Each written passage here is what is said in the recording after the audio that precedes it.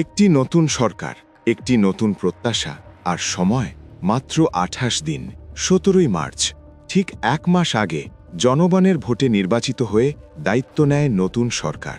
প্রধানমন্ত্রী তারেক রহমানের নেতৃত্বে শুরু হয় এক ব্যস্ত রাষ্ট্র পরিচালনার অধ্যায়। মাত্র ২৮ দিনে নেওয়া হয় ২৮টি গুরুত্বপূর্ণ পদক্ষেপ, যা শুধু প্রশাসনিক সিদ্ধান্ত নয়, এটি জনগণের প্রতি দায়বদ্ধতার প্রতিফলন। হাজারো পরিবার পেয়েছে ফ্যামিলি কার্ড ও মাসিক সহায়তা, ধর্মীয় সেবকদের জন্য সম্মানী এবং ঈদে অসহায় মানুষের জন্য উপহার, কৃষকদের জন্য ঋণ মৌকুফ ও কৃষক কার্ড এবং দেশ জুড়ে খাল খনন কর্মসূচি, যা গ্রামীণ অর্থনীতিতে আনছে নতুন গতি।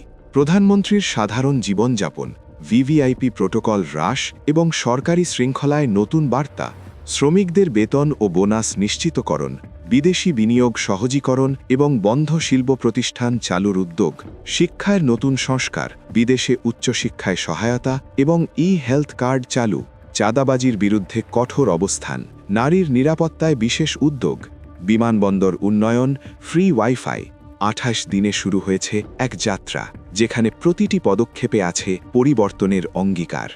সবাই মিলে করব কাজ, গর্ব দেশ, সবার আগে বাংলাদেশ।